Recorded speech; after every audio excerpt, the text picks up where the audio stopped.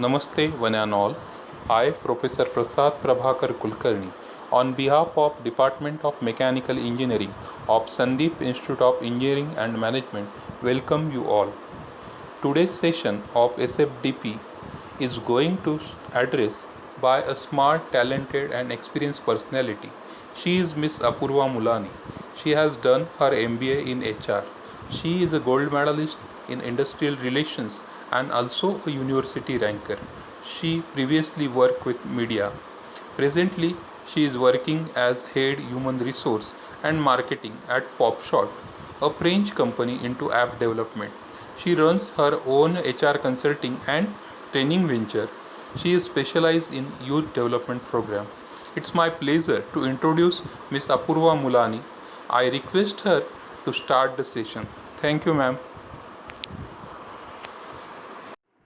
Hello friends, welcome to this session on competencies, a conscious way to growth and success. This is Apurva Mulani and I feel privileged to be a speaker on this session. I have been involved with developmental activities with youth groups across college campuses in India and I work closely with them on competency development. So this is a topic which is very close to my heart. This session will give you insights on how one needs to grow perpetually throughout and how one can continuously review and enhance self-development and growth through competency development. This session is about self-development so that you can become more competent. Now, self-development is a continuous journey. We are all blessed with certain gifts like communication, drawing, art, singing, good looks, intelligence. But unless these gifts are channelized correctly, they are of no use.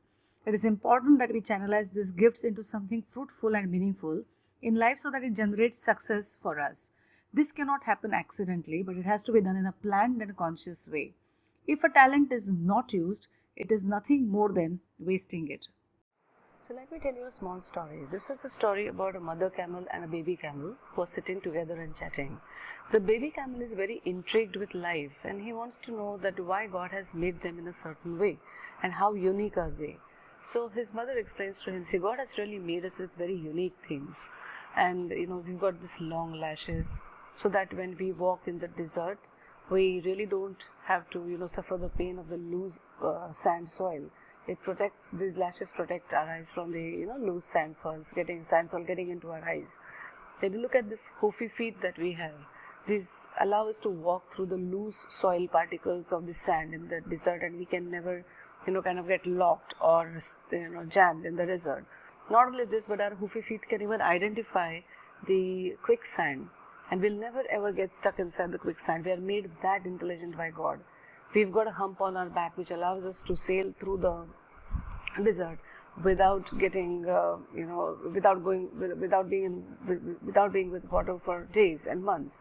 Now this allows us to store water, and this is one of the biggest gifts that God has given us. You see, God has made us so unique in our own way. Now the little baby feels very, very intrigued with this and is very excited and says, Mom, we are amazing. I mean, the way we have been made by God, it's so kind of Him. But if this is something that we have, what the hell are we both doing in this zoo? I'm sorry, he says, what are we doing in this zoo? Now imagine these two are sitting with all the gifts in the zoo. Those gifts have no value there. So this is the story of most of us. We are born with certain talents, but if we don't utilize them in the right way, those talents don't fructify into any success story. A great model with great looks, if he's not able to get through the next levels of success in the modeling world, his entire talent goes down the drain. So is the story with us.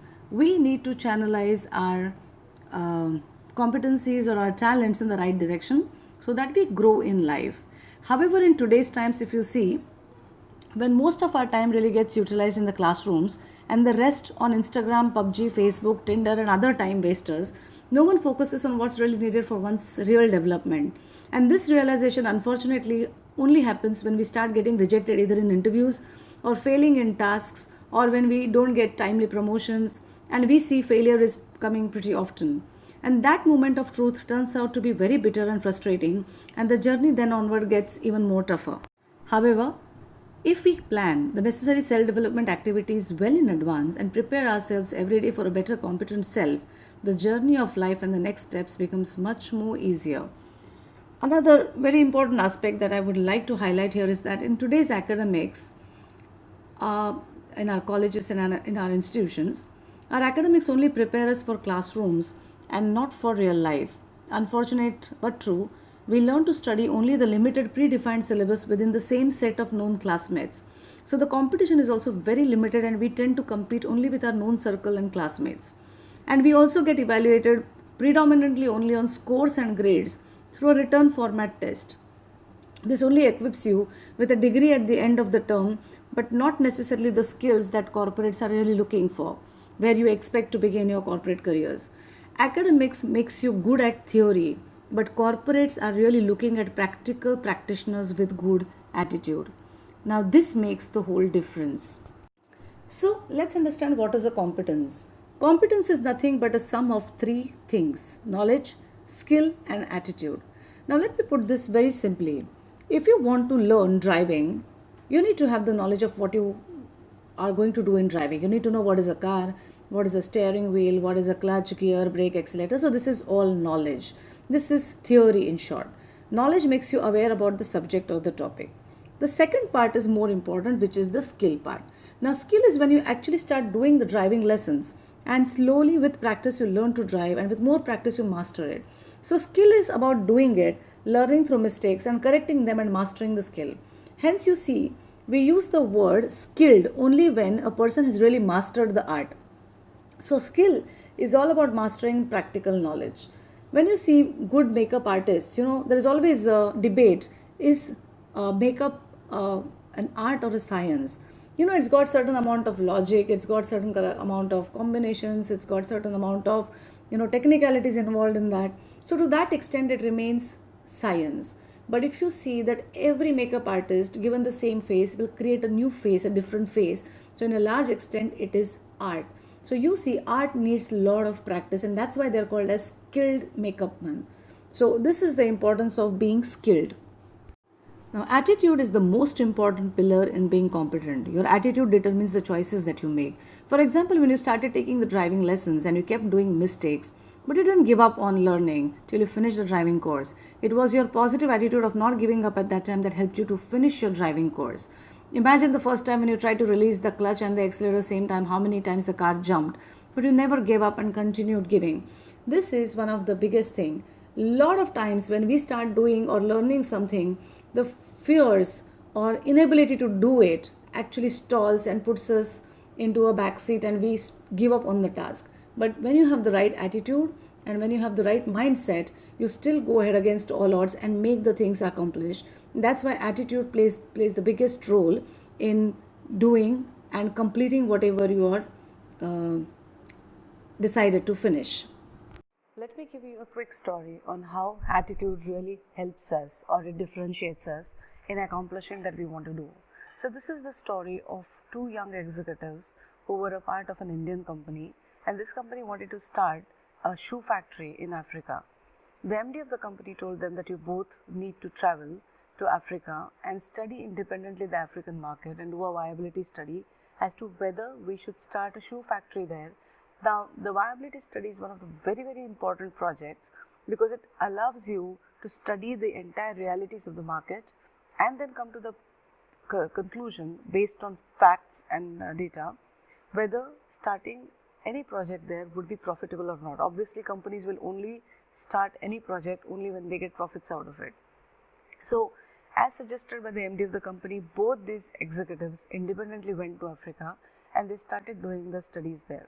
Now, they met a lot of African people, they understood their minds, they understood the culture and so on. So, at the end of the 15th day, the MD called the first executive and asked, "Tell me, what is your observation?" He said that Africa is a very, very primitive place. They are not very different people. They are very different people from us. They are not someone who have really grown with time. They still believe in a lot of the cultural values that they have, their customary beliefs, their traditional mindsets. They still belong to that era. In fact, in many parts of Africa, they still don't even, wear chappals. They walk barefoot on Mother Earth because they feel that's a strong connect.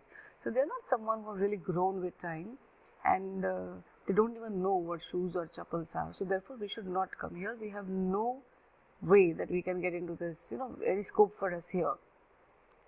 The MD says this is perfectly fine. So he calls up the second executive. The second executive said, I've studied these Africans in detail. They are very, very primitive in their nature, in their mindset. They, have not really grown with time. They still walk barefoot on Mother Earth. They are still, with their old customs and traditions, and they haven't grown with time. In fact, they feel walking barefoot on Mother Earth is pretty kind of, connects them, and they don't even know what shoes or chappals are. And we should, in fact, now come here and introduce shoes and chappals to them because they don't know what it is. So this is the perfect opportunity for us to come and sell it to them. So in fact, we will be the monopolist, the only maker, and we can charge any price to them, and we can create a need in their life. So both the executives had the same set of data and intelligence of the market, but the first one came from a risk-averse perspective and was scared, and the second one came from an opportunity perspective. It was merely the attitude that made a difference in the decision. So the first one believed that there is no need here and we should not come here, and the second one said that there is no need of chappals here, but we can create that need to our advantage. This is the difference in the way you look at things and create an opportunity for yourselves. It's exactly this is what happens when we sometimes create a barrier in our minds and we lose out on opportunity just because we think negative. And when we think positive and we see an opportunity or create an opportunity within the set of circumstances, we are much more bound to grow and progress. So you see that competence means a competent person. If the person has the right talents, he is more competent. If a person doesn't have the right talents to do the work, he is incompetent. And that's what differentiates one person from another. Now, when we say that we lack something and we become aware of it, the obviously commonsensical thing is that if we want to achieve, we have to make sure that what we lack, we should have. So, for example, if I'm going to a foreign country and I need to stay there and settle down there and I do not know their local language, I have to learn that local language. So, initially I may be incompetent in that language because I don't know it, but as soon as I learn it, I become competent and become a part of their culture and part of that city. It helps me to sail through. So, the good news about competences are whatever that we lack, we can always grow and build them. But how does this happen? How can one do it consciously, even through, before getting into a tight spot or into a difficult situation? How can one consciously build over it well in advance and make yourself much more productive and effective is something I'll explain to you through this competence model. This is a very, very simplistic model and it helps you to develop your own competencies. Now I'm going to take you through a competence development model which is simplistic and applies across age groups, people, be it a teacher, student, CEO or anyone. There are 4 terminologies that you need to understand very clearly here. The first is conscious. Conscious means you are aware of it, you know it. Second one is unconscious, which means you are not aware of it and you do not know it. The third one is competence, the ability to do something successfully or efficiently. And fourth is incompetence, means your inability to do something successfully. These are the 4 key things that you need to know. To just simplify this model, there are 4 terminologies that you need to understand well. The first one is conscious. Conscious means you are aware and you know it. The second one is unconscious. This means you are unaware and you don't know it. The third word is competence, the ability to do something successfully or efficiently. And incompetence is the ability to do something, the inability to do something successfully and efficiently. Now this model has got 4 stages through which a person grows. The first stage is called as the unconscious incompetence. Now this is the stage where we are not aware that we lack something. We don't even feel the need to tackle this. For example, till when we are in the college, we spend most of our time doing things and enjoying life which have got no real relevance with the practicalities of life. And this only we get to realize when we really need to handle an interview for a job. Till then we haven't even felt the necessity to prepare ourselves for an interview. We are not even aware that we are not ready for this and we don't see any need to do this. This is the darkness zone of mind where you don't even know that there is a need for you to ready yourself for the corporate world. Now, suddenly you get to know that there is a company that has come to the campus for summer jobs. And you sit for the interview and you realize that you could not answer most of the questions well, you lacked confidence and you were very nervous while doing the interview and ultimately you got rejected. Now suddenly you become aware that, oh God, I lack something and I need to work on this, as I cannot afford to get rejected in all the jobs. This stage is conscious incompetence, because now you're conscious, which means you're aware of what you lack, your incompetence. So now you're aware of what you're lacking, and now this becomes the stage where you are now ready to start becoming aware of what you lack and what you need to work around. So this stage is the conscious incompetence, where you're aware of your incompetence. Now comes the third stage, which is conscious competence. Now you start reading stuff on how to really attend interviews, practice some question and answers, work on the dress code, the social etiquette for interview, and now you're far better equipped than before. Now you have prepared yourself for the interview. You attend around 4 to 5 interviews and finally you get selected one job. Now you have learned through the process and now you feel equipped to handle interviews. You are not now like how you were before. You are now aware that you know how to handle interviews, and this is where you become conscious. Now you know that I have this competence and I can attend interviews. I am prepared for it. So this is a very, very important stage where you start from not knowing, then to knowing what you lack, and then coming to the point where you have prepared yourself and now you're slowly gaining that competence. So this third stage is your conscious competence. And the last stage is conscious incompetence. Unconscious competence. Now this is a very critical stage again. It is the unconscious competence, which means you are not even aware that you have that competence. Now just imagine, you've just started doing the interviews. Now after 10 years, when you need to go for an interview, you will see that you have a very different attitude, because you are now so well versed with interviews that you don't even need to prepare. You are confident and you have mastered the art of giving various interviews, meeting people, reading people, and now understanding how to tackle any questions that come to you. Now this becomes like a very smart mastery that you have taken, and now every interview or meeting would now be a piece of cake for you, and you can handle it with ease without even being scared or effortful. This is where that competence doesn't even remain a competence. It's like a way of life. I can easily handle it. So now you have mastered the art of performing at the interviews, and it's not any big deal for you anymore. We all have seen this in different domains of life. Many times this growth happens accidentally, but we can also consciously grow through this model. Pick up any areas of your weaknesses for yourself and start working on this for your enhancement.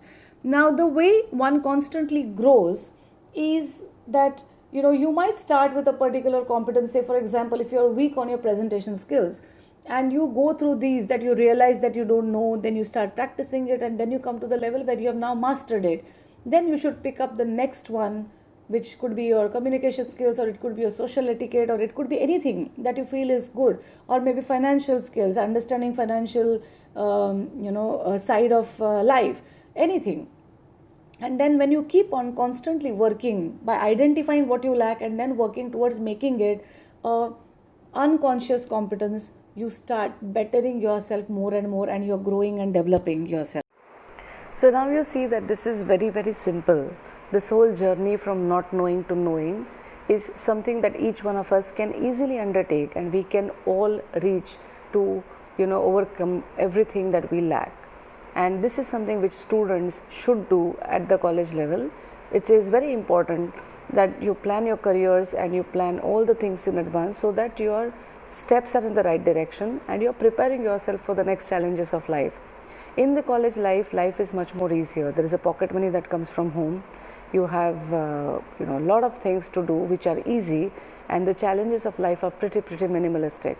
But when you really step into the shoes of getting independent, or become economically independent, or be in terms of getting an identity for yourself through your career choices, this is where you see that the reality of life will hit you. And preparing for this reality of life well in advance is something that is going to make your journey much more easier and much more satisfying and enriching in a large way. So let me tell you how you can plan these things in terms of upscaling your competencies and your talents, and to keep yourself and make yourself much more ready and efficient in the course of time that you have during your college days. Now that I have explained you the process of growth, let me tell you some things that will help you to grow whilst you're studying. Now, whilst you keep on understanding what all you lack in terms of your weaknesses, you can do the following things so that you can be abreast of what you lack, what you want to do, and how you would like to scale up those competencies for yourself. The first one is internships. There is no better platform to grow than through internships. Internships in college times allow you to learn the practical aspects that your academics fail to give you. This is the best learning platform. This is a replication of the corporate world that allows you to learn skills on the job. You mature as a person and learn through mistakes and corrections. This makes you ready for corporate roles and your employability probability drastically goes up. The core experience that you get here assures a fast track career growth and certainly a fast track success. Remember, we all grow through learnings, and learnings happen only through two situations. First is when you are in a new situation that you haven't handled before, and second is when you have a new problem that you have never witnessed before. Now, when you start handling a new situation or new problems, when you start solving them, that's where you stretch yourself and the learnings really happen. The learning curve here is the strongest, and internships provide both these situations to you. It gives you new situations to handle for the first time and subsequently more, and also puts you in a lot of problem situations which help you to think creatively and learn a lot of on the job skills while delivering those. So this is very, very important. The second one is mentor. Always have a mentor. A mentor is like a guru who guides you and helps you to see life in a better perspective. He doesn't substitute your thinking but aids it with his wisdom. So whenever you feel self-doubts, whenever you feel fears, or you don't know the next path of life or the next steps to be taken, and where you feel that your mind is not enabling you, the mentor comes in as the guiding light who shows you the path and shows you the direction and helps you to walk on it. So this becomes as one of the very strong guiding lights, and that helps you to kind of take the next steps easily. Having good mentors is very important. So remember, mentor should be someone who's wise and experienced in the areas of life and not technology alone. Another thing is books. Reading books help with a lot of knowledge. So read as many books as possible. Books are like teachers who give us good amount of new information and content to cherish. When you read a book, you are actually getting a sneak peek into the mind of the writer and the writer's perspective and a way of looking at things. This is a big time learning platform. When we finish our college and we go, there is no conscious academic learning that we do. But books guarantee a huge amount of inputs coming to us, and therefore that should be developed as a very strong, constant habit so that it ensures learning irrespective of really having a physical teacher around. Meeting people is one of the very important things that can help you to prepare for life. Meeting people from different stratas and circumstances prepares you for life. This is one of the strongest ways to become open-minded. When I traveled across borders to different countries, I realized that I was only an Indian. In India, I always looked at myself from a particular community, from a particular caste, from a particular sect. But here, I realized that I was just an Indian. And this was the most beautiful realization, and I understood how much caste community are deterrents within our country when we just can represent ourselves as Indian and in the spirit of oneness. Now, I also realized that people around the world are very nice, and the myths that we have about certain communities or countries is purely a myth, because they are all equally hospitable and nice and loving to foreigners. So what we see on the media and channels about hatred and communal indifferences does not really exist on an individual level. Now this really helped me in my people skills across my employment. Meeting more people and facing challenges with them in terms of handling differences between us, in terms of even understanding their mindsets which were different from mine, and this kind of helped me to build a lot of interpersonal skills. Remember that when we start a job in any organization, we generally start as an individual employee, and that's where we start dealing more with our own work under somebody's guidance. But as we start growing up in the career ladder, you suddenly will see that you have a team under you, and when you have a team under you, getting work done through them becomes your key job. So here you have your own technical knowledge or your own functional expertise, but still getting work done from them becomes your most important part of job. And when you're getting work done from them, you're actually dealing with people. So the much better that you understand people in terms of their mindsets and how to tackle them, so that so you resolve the differences, so that you make them much more productive, becomes a key challenge. And this is something that I learned when I met more people, I interacted with them, I went through certain situations with them, and how I solved them. That brought in a huge amount of people mastery with me, and that is something that you all should build. We generally see this in friendships, how dynamics with friendship works. Sometimes there are good relations, sometimes you have bad friendships, sometimes, and these are all the learning curves.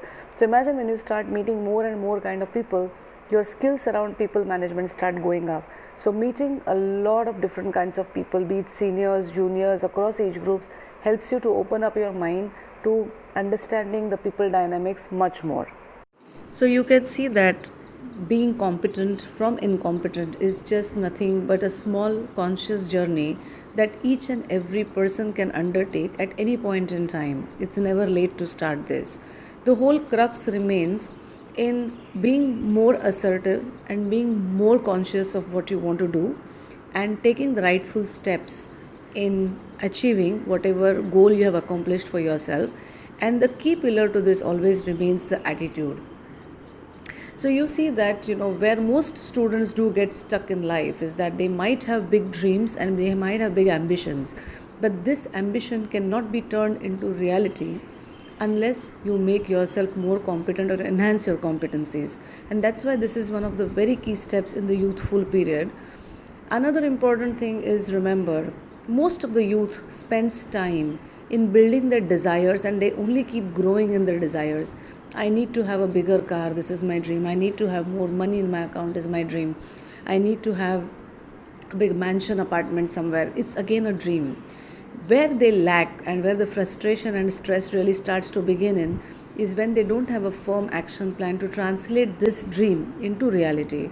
When this gets translated into reality, you have accomplished it and the happiness quotient goes up. But when you just keep on tweaking or upgrading your desires, looking at others, and not really focusing on the steps to be taken to meet that desire into reality, the stress always tends to go up and frustration tends to mount up much more. So remember, if you're competent and you keep constantly working on your competencies, your success is given for sure. I hope you have liked this session. I would also like to highlight a little bit about the training initiatives that we do, and we have been able to help a lot of youth, particularly the student community across college campuses in India, to achieve the street smartness that is needed for a fast track success and growth in life. So now that I've shared with you, how one can really consciously build their competencies through the competency development model, how one can grow in life, let me now narrate to you a very, very nice eye-opening story which you all can relate to, because this is about the youth, and the youth who has been extremely successful in the world and has set an example of business leadership across the world. So this has been something which has been a part of my own personal experience. Allow me to narrate this story to you. I would like to share an experience here with you. I was a regular recruiter at the IIMs. IIMs is the Indian Institute of Management, known for its repute for creating the best leaders in the world. It's not only known in India but also abroad, and it has a history of creating leaders, global leaders. Now, ironically, it's a government institute, so you can imagine, but still it has delivered so well. So when we used to visit this campus for interviews, I used to see a lot of students would come very informally dressed up, sometimes in t-shirts also. So I used to wonder why these students are so arrogant. Generally other campuses that we visit, they always come very well dressed and formal. But here these students can take the liberty to come and talk like this. So few of my colleagues would also get offended with this attitude. But then I used to say it is perfectly fine as long as they know that they are smart. That's why they behave like this. Because in IIMs, when a guy sits for interview, he might have 20 offers and he selects the offer. So they are more on the, on a better bargain side than the corporates. And they know that they are very sellable resources in the market. So they are pretty headstrong. And I was very intrigued that it's okay to be headstrong because they are not empty vessels who make noise. They have got a lot of content, they have been successful, and that's why they behave this way. But I still want to know what is it that makes them this strong. So whilst I was doing the interviews, I asked a few students, And I found a couple of them who were pretty kind of decent, largely decent compared to others. So I said, why don't you join me for a coffee today evening? And so we went out for a coffee. And that's where I asked them, tell me what really makes you guys so arrogant. I mean, you are the best. Why do you become the best that you can throw such arrogance on us? So the guys answered me, and I think that unfolded the whole story, which will tell you why they are so super competent than the other resources in the same academic zone. So he said, ma'am, when we get selected for IIMs, we know that, we are the best because we have come from, we have been selected, 100 odd students have been selected from, lakhs of applications. All of them have rejected and we have really stepped up. So we are really exceptional. So we know we come with that headstrong attitude. Now the second thing is that in IIMs, when we join, it is compulsory that we have to be residential students. So which means that even if our apartment or our family just stays outside the IIMs gate, we still have to be a residential student. It's a compulsory residential program. So imagine we are completely in the academic environment. The director stays on the institute, the faculty stay on the institute, the peons, the housekeepers, everyone is. So it's a very academic environment. So 24/7 for the next 2 years, we are just going to face each other. So a huge academic orientation. Now he said the story actually begins here when on the first day, we all get oriented by the director. So the director obviously shares the credits of the institute of having the history of creating the best leaders in the world, etc., and how great amount of pride he feels to have a new batch coming on board. And then he asks each one of us to stand and to start talking. Now when we, first person introduces, so he gives all the credits that I've been a topper in my class, I have had so many gold medals in this, and I've done this and I've done that, and it's a great pride to share your credits. And as you sit down, the next student gets up and you realize that he has done even much better than you. And then the third student has done even much better. So suddenly you realize, oh God, here I am not one amongst the best, but everyone is equally the best or better than me. So for all these years, suddenly we realize that for all these years, we have been competing with students who have been lesser than us. We've always been the topper in the class. But now suddenly we are going to compete with all the toppers. I have been a topper and others are also toppers. Now suddenly we all fall down because now we suddenly see a different level of competition. Till date competing was easy because we were much more competent than the others with whom we were competing. Now we are going to compete with equally or better competent people than us, and suddenly we all fall back into our seat saying that okay, this is going to be something. It's not going to be an arrogance game, but it's going to be a real competitive game. So this is the second thing. Then now he said that when we actually start getting into classes, we are just getting into the groove of IIMs, and suddenly we realize that there is so much to do here. Like you have to get up at 6, get ready and go to the class at 7, for example, and then by 2 o'clock, 3 o'clock you finish your classes, you come back, you rest, and you start doing your home assignments. And it's said that in IIMs, even a 5 hours or 4 hours sleep is kind of a luxury. They really make you work very hard. So he said that as we kind of switch off the lights and we are done for the day at around 1:30, suddenly on the 4th or 5th day of the college, the peon comes, and at 3:30 in the morning when whole hostel is asleep, he slides in certain case studies inside. So these are like small case study papers that are put through the door gap inside the room. And we wake up 6 o'clock in the morning and we suddenly see, oh, there is an assignment, and we see, and it's written, please present in the first lecture 7 o'clock. Now we are woken up at 6. We don't know what damn this assignment is all about, but we are, we are supposed to go and present. And the best part is that if we are 3 people sharing the room, all the 3 have got 3 different assignments, so there is no scope to discuss or to copy from each other. Each one is focusing on their assignment. So now we have to go take our bath, get ready, and run for the class and present it. Now we all manage to do that, and we go to the class, and we are not prepared for this. So we are very angry, we are very upset, and we are very scared also. Now we go in front of the class, the professor invites us, and so we go in the class and we just say that, sir, I don't know how to do this. He says, whatever, do something. You can bang your head, you can cry, you can do whatever, but you have to present it. So now you start presenting and you realize you're just speaking bullshit. And suddenly we realize that I don't know anything of this, and this is so damn embarrassing. So I finish my presentation and I go and sit down, and the next guy is invited. and the second guy also delivers as rubbish as I did, and suddenly I feel good that there is some partner in crime in this game of shame. I have someone equal to share with. And then we realize that each one of us has done just miserably. None of us know how to do it. We are not even prepared for this. Now this happens, everyone gets very sulky, goes back to the room. Now this doesn't happen, nothing happens the next day. After that, another next day, there is another sheet of assignment that's come, and they have asked to present it in the first class. So now they get really angry, they go and speak to the professor. The professor says, do whatever, but you have to present. Now they do something which is again a shoddy job, and now they start falling on their confidence. What is this? Every time I'm failing, and I'm claimed to be an IIM's person, and I don't even know to present this. Now this goes on for a couple of more times, and then suddenly everything stops. And then they come to the classroom and they realize that there is an assignment which is kept on the top of their desk, and they are asked to present it in the next 5 minutes. Now this becomes like, the most difficult moment, and they flunk there, and then they start with getting embarrassed. It starts with getting embarrassed, then angry, then complaining, and then it comes to the point that these people are not going to listen, and they are just here to tear us apart. So now next time the assignment comes, they say, give us an assignment anytime. You want to take our case, we are okay, we are prepared for it. So now the assignment comes, they take the assignment, they go and present as they want, and they finish it off.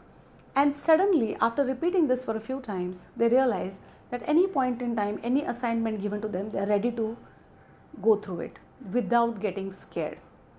And soon they master this habit.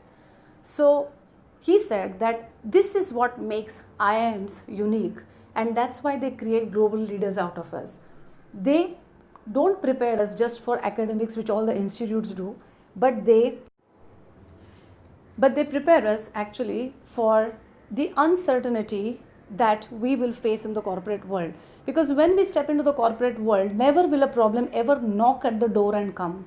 It will just be there on the table when we reach the office, and we'll be expected to solve the problem at that very moment. IIMs prepares us for this. So they stretch us, they break us, and they tell us that you have to survive every moment of uncertainty and stress that might come in your way.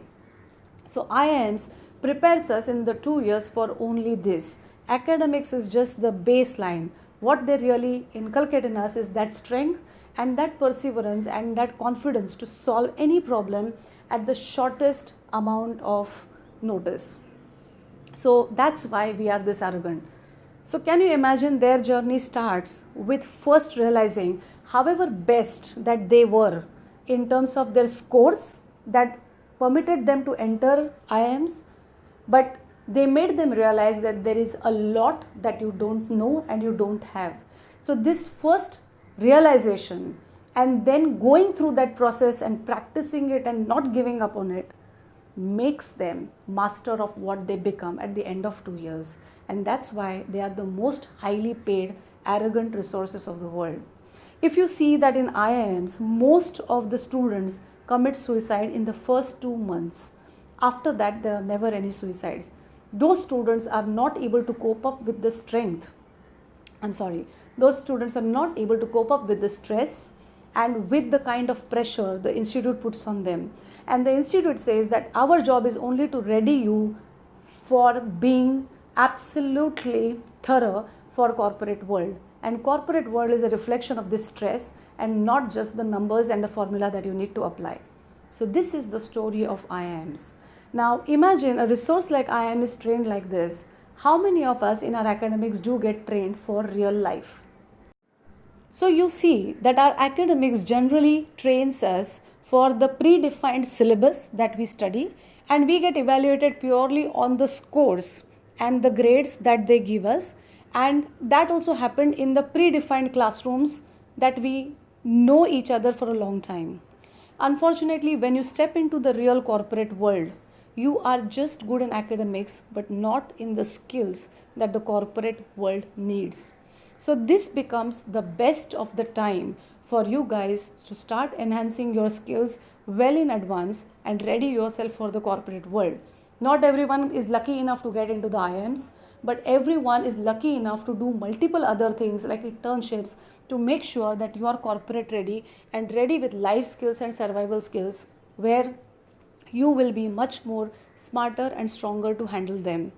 Early experience during internship helps you to shapen up yourself for the corporate world. Many students ask me that it becomes very difficult to handle competition. Competition is always a good thing. It never becomes a problem if you are competent. Competition becomes stressful if you are incompetent. When you appear for an interview on the campus or anywhere outside, you are actually in competition. If you are competent enough and you have readied yourself well for the job has to be yours. And as you keep on enhancing your competencies over time, your career growth and success is given because you are working not just on your desires but on your competencies. One of the things that I've seen with the student community is that they have their ambitions and desires really very high, but there is no game plan or a thought process to execute it. A desire becomes or remains just a desire if you are not working on the things that you need to do to really accomplish that desire into a reality. Let's take the example of a runner. If you want to become a good sports runner, whilst you are learning and training yourself on the sport or on running, there are various other things that you need to do. You need to optimize your body strength, you need to do an exercise, you need to bring in discipline in your life, you need to prepare yourself for your muscles for taking that amount of stretch and pressure on your body. You need to make sure that you have the right kind of shoes to run that doesn't damage your knees and your heels. You also need to make sure that you are disciplined enough and you are doing all the kind of right things with the right coach. And this is the plan of execution that you do and you undergo, seeing that you're not really doing well in the initial beginning, but your practice is making you perfect. So you see, it's not just about running, but planning the whole activity in such a way that you are gearing up yourself towards the right path to make sure that you are becoming a good runner. So if you want to really grow in terms of your own set of talents, just do a small exercise at home.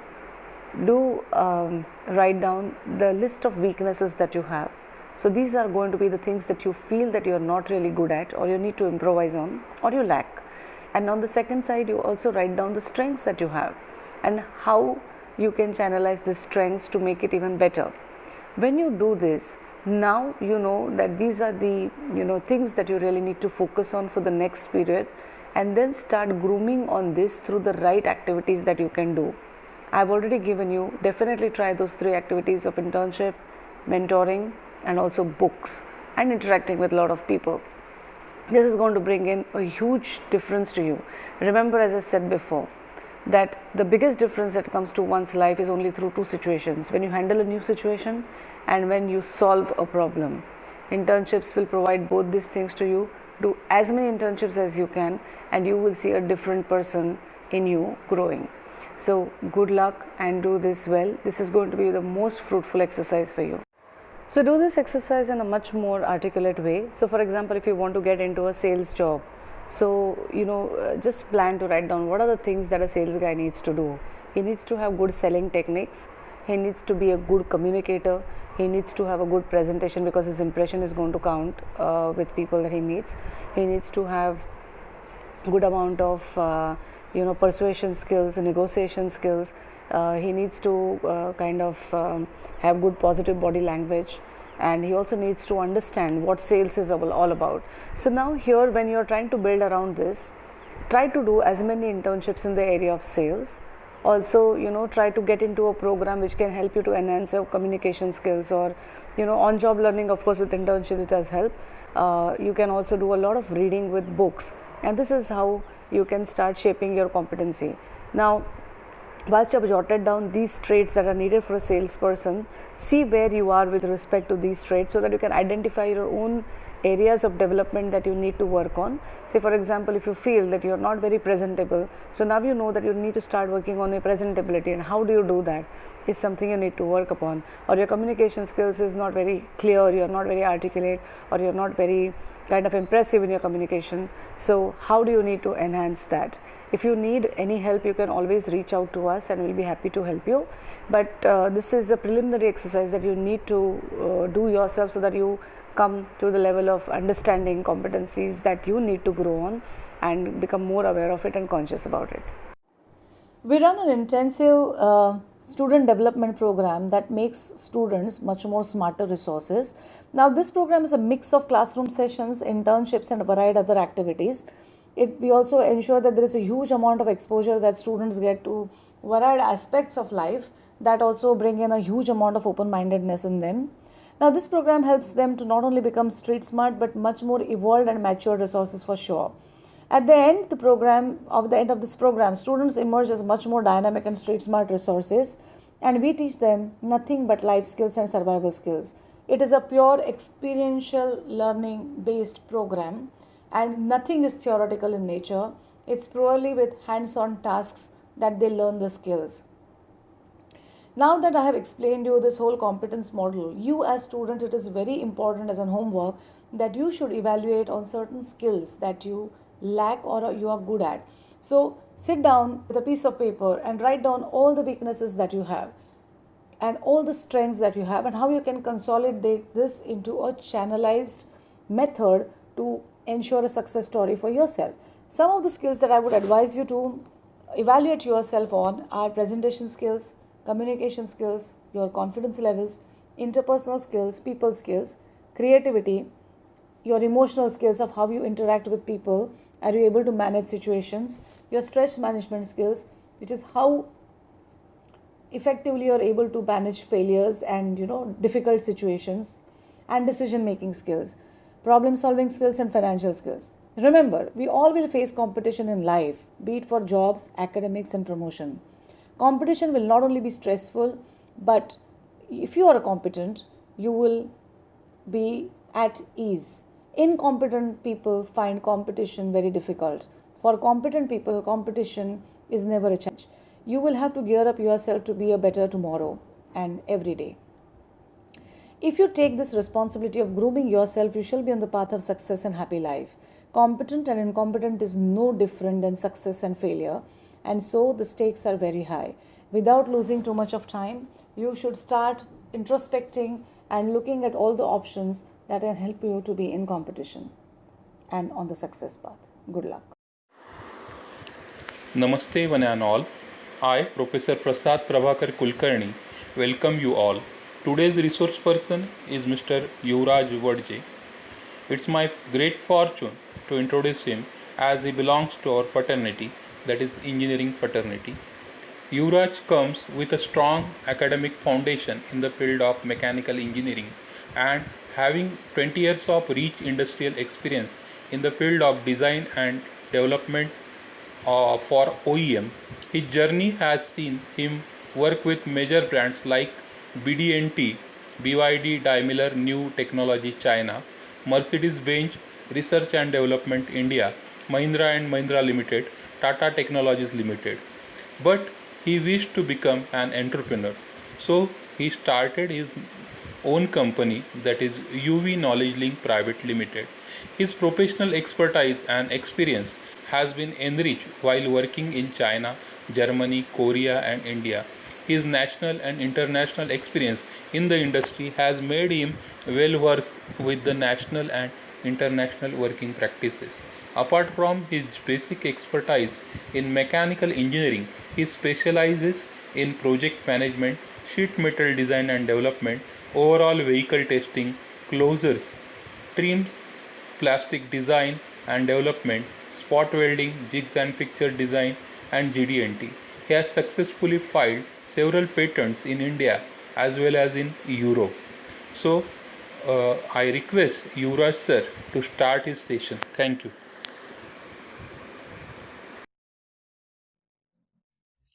Hello friends, my name is Yuvraj.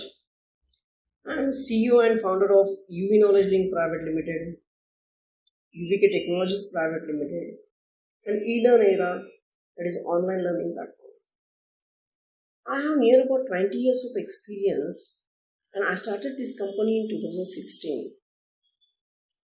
So altogether my experience before I started this company, I worked in different organizations like Mahindra & Mahindra, Tata Motors R&D, Mercedes-Benz R&D, And I worked in countries like Germany, China, Japan, Korea. I started working as a design engineer, and my last job, I was working as an international expatriate in Mercedes Benz, that too in China. And I was working for BIW, Body in White, electric vehicle. And electric vehicle, the Denza brand is there in China, that is a very popular brand. And in 2016, I thought of to start my own. So from where this spark came? So I remember in 2015 somewhere, Mr. Narendra Ji Modi, our Honorable Prime Minister, came to China. And he given a speech in Shanghai. I was there in China only. And after hearing him, I thought of to do something. And when I was working in these industries and in these countries, I realized in India there is a huge gap between academics and industry. So I thought of to do something in academics. And I started a company as a UV Knowledge Link Private Limited, so solely in academics only. We develop a certain courses, which is industry-oriented courses. And then I thought of to work in engineering services. That's why we started UVK Technologies Private Limited. So we are working with HL, then Tata Motors, Mahindra & Mahindra, very well-known companies. Even TAL, TASAL, Tata Advanced System Private Limited. So I would like to give the opportunity to our students to work in this, not in this organization, but projects which we are doing, so they will get an opportunity to work on that projects. And now the new voice from our government, or might be our Prime Minister Narendra Modi, vocal for local and self-resilience. So we came up with a new platform, that is a e-learn era, that is an online learning platform. But I would like to share you a few things about entrepreneurship and a business. So, according to me, there are 4 principles of business, 4 pillars you can say. First one is passion. So you should have a passion towards your business. And what I remember, I have that passion from my childhood. So when I was in 7th standard, I used to sell a cucumber with my friend on a street in a summer vacation. And the same friend of mine now working in Microsoft in US. Even after my bachelor's, I sold crackers with my cousin. So I never have a shame about it. So I have a passion at that time to do a business. And the real implementation of it came after 16 to 18 years. It took a long time.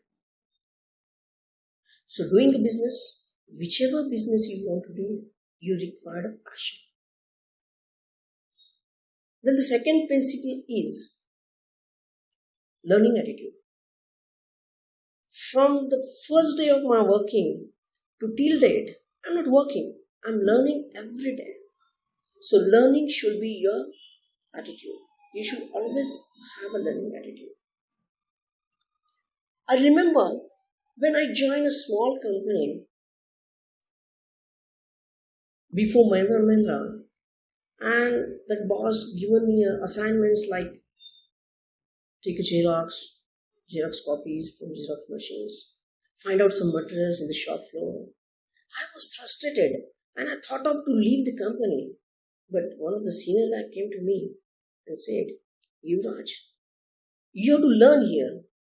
Don't think about what kind of work you're doing and what kind of salary you're getting, but you should learn. There are a lot of things here to learn. Even when I'm passing through some machines, the workers are doing joke on me. You're an engineer and you don't know such things. Believe on me. In academics and actual practical, there is a huge gap. At that time, I realized that thing. and I took as a challenge. And after 6 months only, I became very professional because of my learning attitude. Until I have that attitude, every day I'm a learning. And the most important thing is third pillar, I would say, it's a rapport, it's connections. Your network, you can say. I have very good network because to do a business was my thought, was my dream since beginning. So I was always in a building my network. Wherever I go, let it be I'm in Korea, I'm in Japan, I'm in Germany or China, I have very good network in these countries and even in China, even in India. I remember when my first job, I have one assignment in Gurgaon. I went there alone and the first time outside Maharashtra, and there was a little bit fear factor, but I went there by train, bus. I reached there and I called to my home. I'm safe. I reached safely. And there was one guy, just a little bit far from me. And after listening, when I was speaking in my mother tongue, he came to me, "Are you from Maharashtra?" Yes, he was so glad because he was also alone that time. And we have very good time with together. We had a dinner together. Then next day also we had a lunch together. But still we have very good connectivity. And he is very good position in some company. And that support a lot. So guys, the network, rapport is the third pillar of your business. And the most important thing is teamwork. If you don't have a good team, nothing doing. Without team, no way. You cannot do a business. So it's a saying, if you want to run fast, go alone. But if you want to go far, go with your team. So these are the four pillars of doing a business. If you want to do a business or you want to become an entrepreneur, these are the four pillars. And now coming to this eLearn Era platform, I want to be a self-resilience company in academics. There are a lot of online platforms, but no truly Indian platform. And I want to make this platform for Indians, from Indians. Thank you guys. Thanks a lot. See you soon. Namaste one and all. I, Professor Prasad Prabhakar Kulkarni, welcome you all. Today I am going to introduce our resource person, Mr. Ayushman Ahluwalia. He is from Dehradun. He is a very young, dynamic and talented engineer. He has done his BTech in electronics and telecommunication. He also done his MBA in marketing. He has experience in the field of IT and business development. He worked with SCL, Dell and Entity Data, likewise MNCs. Presently he is working as business development manager in Byju's. So I request Ayushman sir to start the session. Thank you. Hello, I hope everyone is doing all good. Most of us are staying at home with the family, having good time. At the same time, world is going through the tough times. In fact, very tough situations all around the world. COVID-19. This term has been hitting our ears since last 6 months, I would say. So I am here to, address you all on a topic of COVID effects on Indian industry and global scenario. Good afternoon, good morning, good evening. Ayushman Ahluwalia this side. I am the sales development manager at Byju's, the learning app. Been there with Byju's for quite a long time, like 1.5 years. Was with HCL Technologies, with Dell International Services, got around like 6 years of experience in the corporate. And this corporate industry only has shown me, the way to work from home as well at the same time. So I would like to put a vote of thanks to Sandeep University, Nasik, Maharashtra, and that too for Mr. Professor Prasad Kulkarni, who gave me the opportunity to address you all under the Student Faculty Development Program for Make in India, a journey towards self-reliance. Right. So I would be, addressing this session on a particular topic, which is the COVID effects on Indian industry and global scenarios. Before highlighting the effects of COVID on Indian industry, I would like to, start with the COVID effects on a human being. COVID effects on mental health, COVID effects on individuals' personal and professional life, which has impacted most of us even badly. As we all know, this is a big time crisis, and we have to, accept that harsh reality. There's no other choice. Even big countries have, lost all the control and all the measures to overcome this pandemic, which has started in India in the month of February, March. It's like June 2020. It has been like 3 months, 90 days. Lots of changes have been, arose in each and everyone's life. At the same time, economy has failed miserably. There are severe and even adverse effects on the Indian economy, world economy, corporate business functions.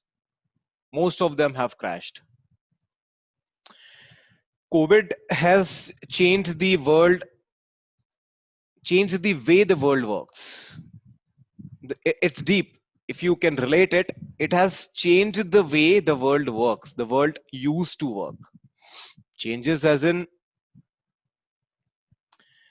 the only question that we have in the mind right now is, will things get back to normal? क्या चीजें normal होंगी? That's the only question which is, hitting everyone's mind right now, and would keep hitting for like quite a few months or maybe years. Never knows. I always keep my fingers crossed and always pray to God that hope this pandemic gets away from the earth very soon. People are dying. People are suffering. A lot of financial crisis in the country. At the same time, there are lots of other peoples who are even, struggling for their survival. The migrants, labor, just to highlight them. Will things get back to normal? That's a big time question, and nobody has answer to that. Not even government is able to answer that question at this point of time, because the health infrastructure and health and medical system of most of the world powerful countries have crashed, big time crashed.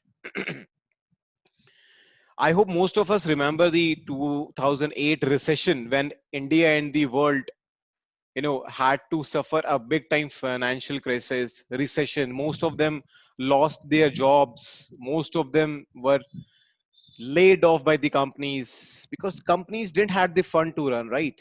Companies didn't have the fund.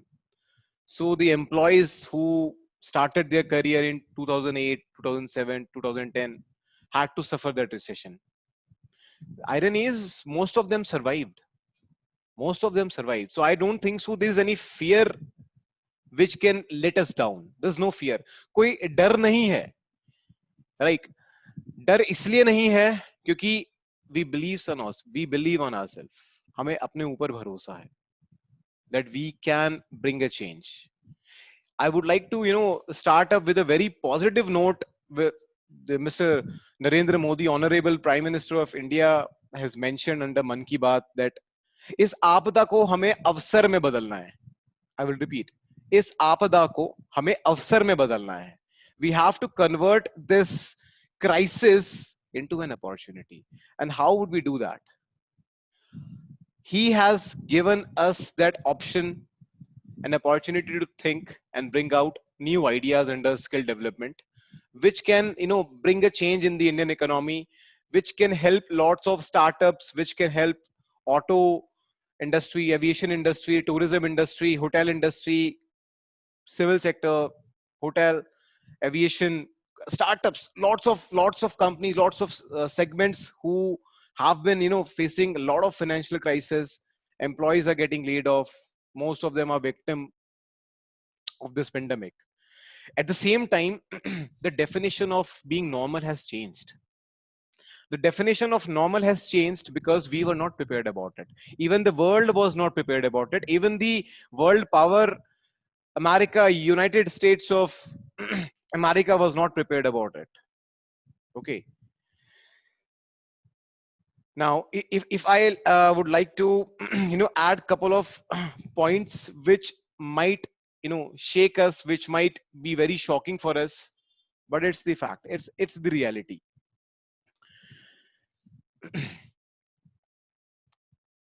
COVID has changed the way the world works, as I mentioned in the starting, right?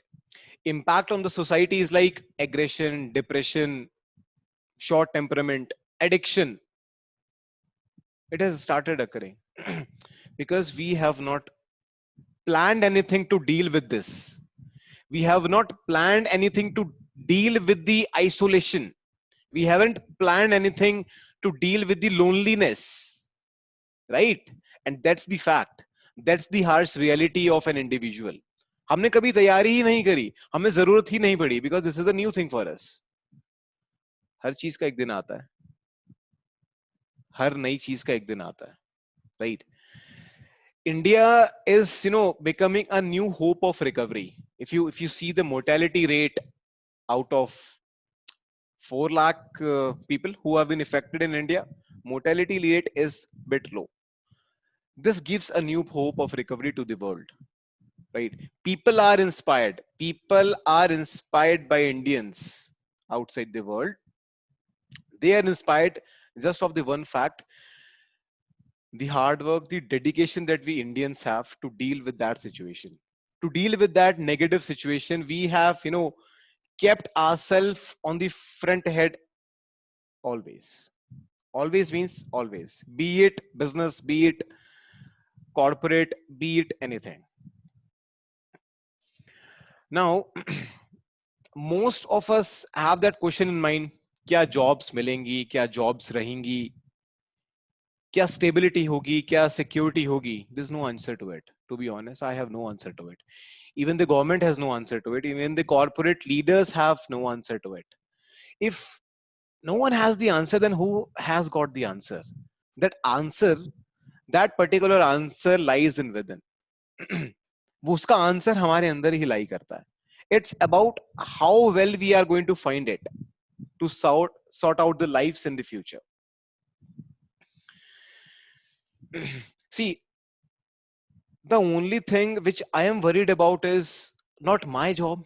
I'm worried about the jobs that most of the freshers would not able to make it, and even the experienced candidates as well. Most of the business functions, even corporate functions, will struggle, or some startups, some corporate functions may even die because of the crisis. If you're not having the money in your pocket, you cannot run a business. You cannot pay the employee for his hard work and efforts, right? So the need of the hour is to deal with that depression, first of all, to deal with that negativity, to deal with that addiction and, aggression. Now, how are we going to deal with it? The only and only option is the positivity, the positive thoughts.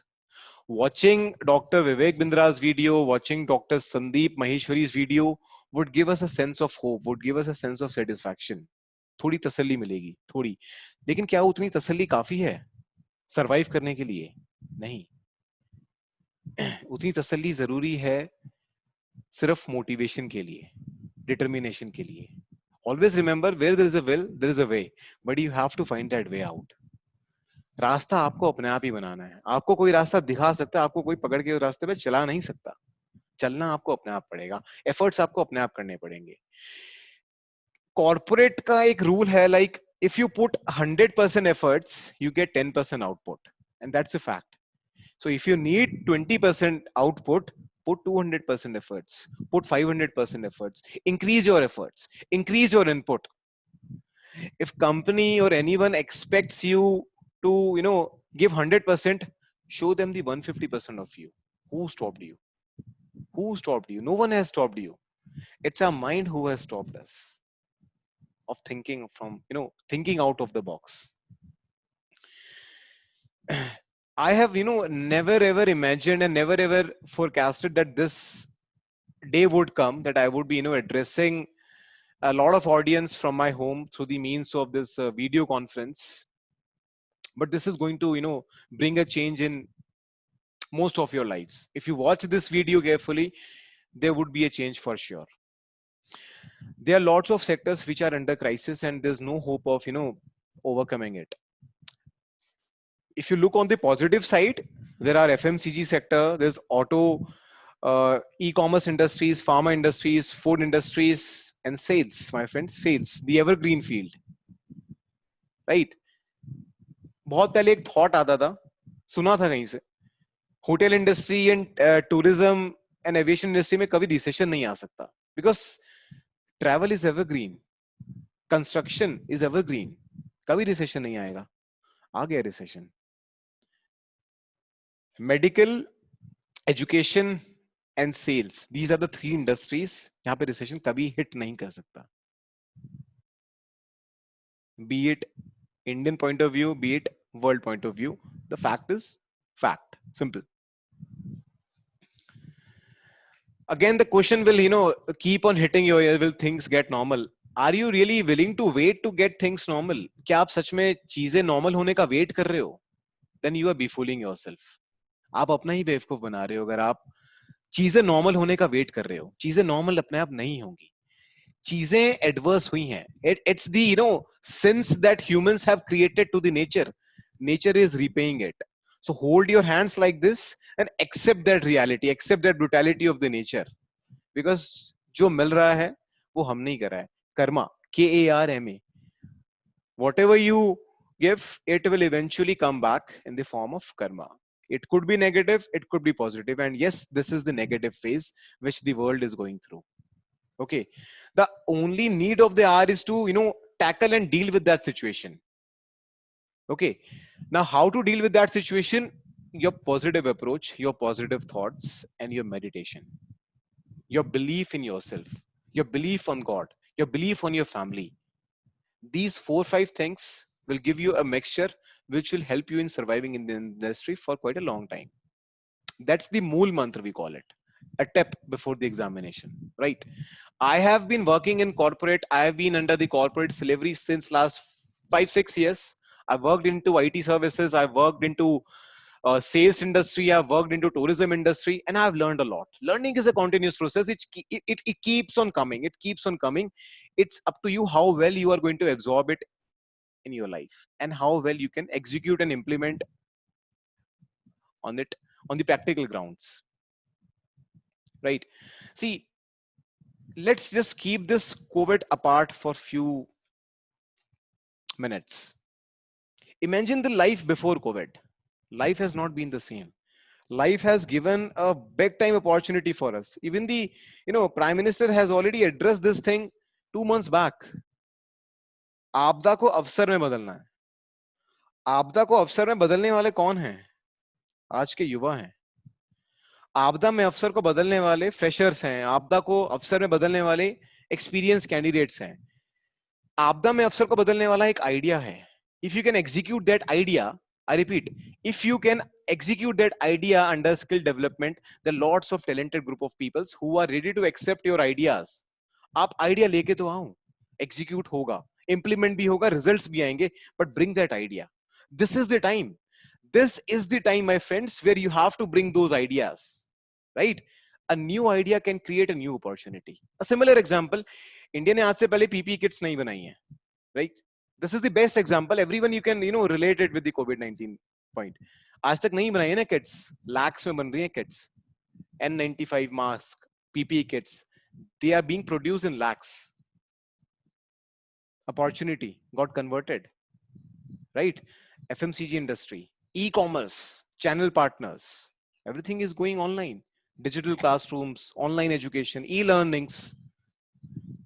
There's no going back. There's no going back. Be it marketing, be it sales, be it aviation, be it any industry, there's no going back. You are lucky enough that you got the opportunity to be at home with the family and increase your productivity up to a level where we can meet up the standards of the world, right? Nobody is sure about the vaccine. Nobody is sure about the treatment. Nobody is sure, not sure of anything. It's like hopelessness. I feel so humiliated sometimes, but it's my positive thoughts that my mother has given me, to deal with the situation. If you have got strong decision making, if you have got strong ideas to execute it in the market, you would be the champion for sure. You would be the champion. It doesn't matter how old are you. Age is just a number. Bring the ideas. Most of us are engineers, right? An engineer always have the capacity to crack good things, bring new ideas, bring new innovations, bring new technologies in the market. That would be a business opportunity. Sit at home, earn, give opportunities to someone who needs it, give opportunities to someone who actually deserves it. There are two type of people: one who deserves and one who needs. So deserving and needy, you have to identify, you have to draw a line in between, and then give that opportunity to someone. Okay, I don't think so. Most of the companies would be, hiring or taking the recruitment process for few months from now, because nobody is sure when the officers would get resumed. Even the, jobs in banks are not secured. Can you imagine? Even the jobs in bank are not secured. कुछ भी secure नहीं है. कोई job secured नहीं है. Be it private, be it government, be it business. People are running short of money. खाने के लाले पड़ रहे हैं. Crisis. This is the crisis. This is the financial crisis. This is the medical crisis. This is the health crisis. Three crises at the same time. Government is fighting hard to, stop the spread of coronavirus. They are really fighting hard. I really appreciate the efforts of corona warriors. But what about the warriors who are running the industry, who are ruling in the industry? What about those warriors who have kept the economy of India up to a sustainable model and up to a stable uh, platform? Even they are shocking. How to deal with it? We need new ideas. We are aware about the fact that consequences and results of COVID are negative. We have to convert it into positive. That's the beautiful thing which we have to do, and we are all capable enough to do it. We are all are capable enough to handle it. No big deal, right? The only thing that you have to make sure is your positive approach and your positive mindset, which will not come only if you do meditation. Nothing of that sort is mentioned in anywhere in the books. It's about what mental diet are you giving to your mind. What mental diet are you giving to your mind? That will bring a change, and one man can make a difference. It has been proved in the facts, right? So fear, insecurity, anxiety, depression, these all will run. These Life is about birth and death. It's a part of life. Everything is a part of life, right? So accept those challenges, bring out new things in the market which can actually create a difference, which can actually help someone who deserves it and who needs it. Whosoever has got that authority, please make sure you are utilizing it up to best of your knowledge, right? वरना दुनिया तो खत्म होने ही वाली है. उससे पहले कुछ अच्छा कर लिया तो उससे अच्छी बात ही क्या होगी. It gives it the inner sense of satisfaction कि कुछ अच्छा करा है, कुछ अच्छा किया है. बिजनेस में करो, कॉर्पोरेट में करो, फाइनेंस में करो, ऑपरेशंस में करो, कहीं भी करो, लाइफ में कुछ अच्छा करो, right? I would like to give a positive message to all of you that need not to worry. The only thing which will make us survive, need not to worry. चिंता करने की जरूरत नहीं है.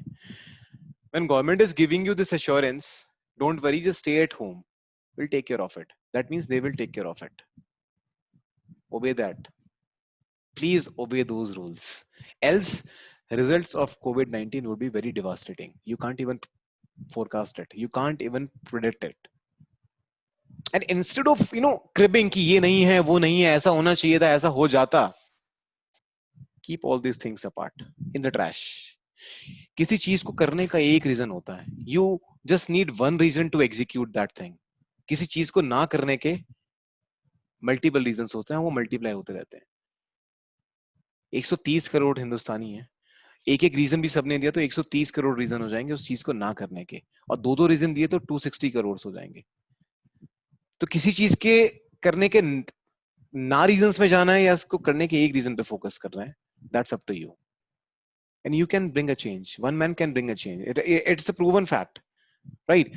सो I wish everything goes good for each one of you, family members, business segments, corporate segments. Everything should get stable soon. That's all we can pray at the moment. Okay, and don't lose hope. The moment you lose that hope, you're gone. But at the same time, I feel like, rejection is not a failure. It's not a failure. You've got good examples of Abraham Lincoln and KFC man to handle rejections. Handle 100 rejections. You will be able to make a difference in 101 or 102. That's it. Right. I hope you will all like this video, and please appreciate the efforts made by the person, made by the management of Sandeep University, who have given this chance to a lot of people, lot of individuals to address a topic, motivate the people who would be viewing the videos. It feels good. Public speaking is an art. Whosoever has developed the art, it becomes very fascinating for him. Whosoever is lacking behind in the race, it's the high time to reach up to that level. It's the high time to reach up to that level. If you're not able to express anything, if you're not able to deliver something over a topic, how are you going to survive? Honestly, you can't survive on social media networks, Facebook, Instagram, YouTube, Snapchat, TikTok. These are just addictions. It creates a neuropollution in your mind, and that's the negative mental diet that you all are giving to your mind. Stay isolated. Stay isolated, accept that loneliness, and bring new ideas to deal with the situation. बदलाव आएगा, बिल्कुल आएगा. जो negative effects बोल रहे हैं ना कि नेगेटिव इफेक्ट्स हो रहे हैं कोविड-19 के वर्ल्ड में, ऐसा हो रहा है, वैसा हो रहा है, stop cribbing. Focus on the positive approach. Focus on the positive thought that we are going to deal with it. We have to accept the reality. After all, it's the nature who is paying us. We have committed lots of sins. बहुत गलतियां करी हैं, बहुत गुनाह किए हैं, बहुत दोष दिए हैं नेचर को, तो वापस मिल रहे हैं. What's the big deal? Accept it and go ahead with the same. Where there is a will, there is a way. You have to find that way. I repeat myself again. Right. So I appreciate all of you who has watched this video. Please share your valuable feedback. I pray for all of you and your family members. Hope wherever you are keeping safe. Just stay safe. Stay home for a few more months or maybe for a few more years. Try to bring a change from your home itself. Try to bring a change from you to your family, then spreading that change. At the same time, we are emphasizing on the fact that we have to stop the spreading of coronavirus through the human chain. At the same time, I would like to bring this point: spread the chain of positivity by being at home. Respect the warriors. Respect the people who have given you something. Like, even if someone has given you 1% of it, be thankful to him. The only way to deal with this difficult and tough times is the positive approach, the determination, the dedication, the willpower that you have. If you are running short of any one of those points, please make sure you raise your standards, because these 5 things will make you survive for a long time. आज है कल नहीं है, but आपके अंदर का इंसान होना चाहिए, वो जीवित होना चाहिए. Right? All the best to all of you. Thank you so much. Take care. All the best. Good luck to you. With this, I conclude. Ayushman Ahluwalia, see you. Namaste one and all. I, Professor Prasad Prabhakar Kulkarni, welcome you all. Today I am going to share an interesting story of our alumni, Mr. Akash Thakre. He was from a middle class family and a small town. He completed his degree in mechanical engineering from Sandeep Institute of Engineering and Management. Then he served industry. But his dream is to become an entrepreneur. So he started working hard on that concept. In 2015, he started his own company, Royal Aqua. Now, presently, he is MD of Royal Aqua. Royal Aqua is a brand name in water purification. His story is a motivation to young and talented entrepreneur. So, I wish to share his video with us. Thank you. Akash Bajirao Thackeray, royal aqua spark. आम्ही water purifier sales and सर्व्हिसमध्ये काम करतो. तसेच industrial water purifier suppliers म्हणून आमची खासियत आहे. त्याचप्रमाणे home अप्लायन्सेसमध्ये सुद्धा डील करतो. आम्हाला 4पेक्षा जास्त वर्षांचा अनुभव आहे. आमचे प्रमुख ग्राहक आहेत सिएट सातपूर नाशिक, महिंद्रा अँड महिंद्रा, केंद्रीय भांडार Goa, railway traction Nashik, railway police force Bhusawal. आमची USP आहे योग्य दर आणि वेळेत सर्व्हिस. आम्ही आत्ताच नाशिक महानगरपालिकेच्या 90पेक्षा जास्त शाळेत वॉटर प्युरिफायर बसवून दिले. ज्यांना नवीन वॉटर प्युरिफायर घ्यायचे असतील तसेच ज्या कंपन्यांना नवीन वॉटर प्युरिफायर इन्स्टॉल करायचे असतील असे रेफरन्सेस आम्हाला हवे आहेत. Akash Bajirao Thackeray, royal aqua spark, purity with secured future.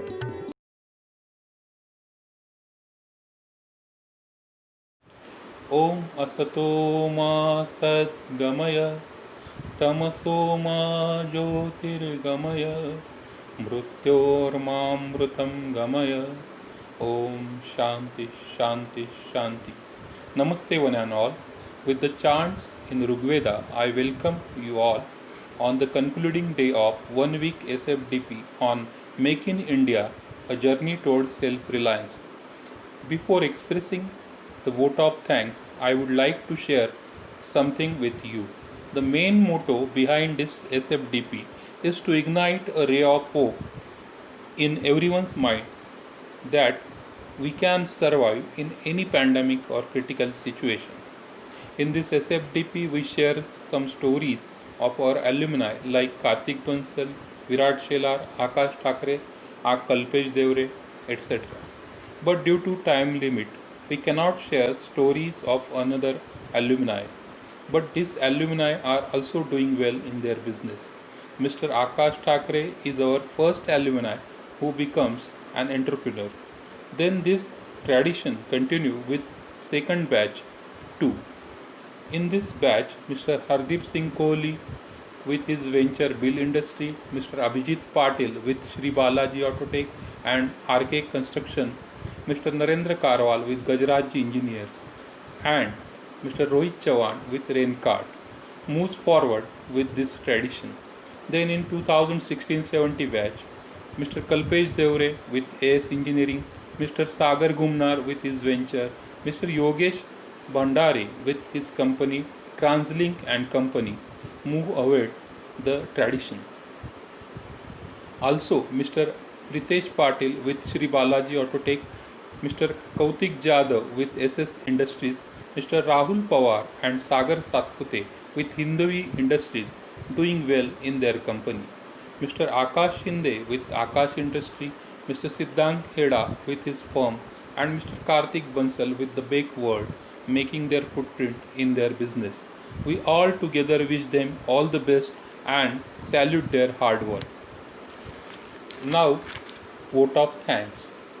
First of all, I express my sincere gratitude and thanks to Honorable Prime Minister Shri Narendra Modi ji and Government of India for initiating the move Make in India and Atmanirbhar Bharat. It was a source of encouragement for the program. I am thankful to our Honorable Management, Chairman Honorable Dr. Sandeep Kumar Jha Sir, GM Honorable Ms. Mohini Patil Madam, academic facilitator, Honorable Professor Pramod Karole sir, for their kind support and approval. I express my deep gratitude to all the resource persons, Shri Krishna Dhandas ji, Shri Satish Patil sir, Shri Saurabh Keralkar, Shri Yuvraj Vadje, Miss Apurva Mulani, Mr. Ayushman Ahluwalia, and all the alumni for sparing their valuable time, knowledge, and experience with us. I am also thankful to our beloved principal, respected Dr. Deepak Patil sir, for his continuous support and motivation for the program. I am thankful to HOD, beloved Dr. Anil Dubey sir, for his continuous cooperation and encouragement. I am thankful to all the deans, HODs, registrar, faculties, and staff members for their support and cooperation. I am also thankful to all the coordinators, Ankit Mishra sir, KD More sir, CR Patil sir, and KU Shinde sir, for their endless effort for the program. Lastly, but not the least, I am thankful to all the participants. Without them, the program cannot be successful. At the last, I pray the God for all of us. Apadam Pahartaram Dataram Sarvasampadam Lokabhiramam Sri Ramam Bhuyo Bhuyo Namamyam, with the hope that God will save us in this pandemic and God will always with us. I conclude here and wish that we will meet again. Stay safe, stay home. Jai Hind, Jai Maharashtra. Thank you.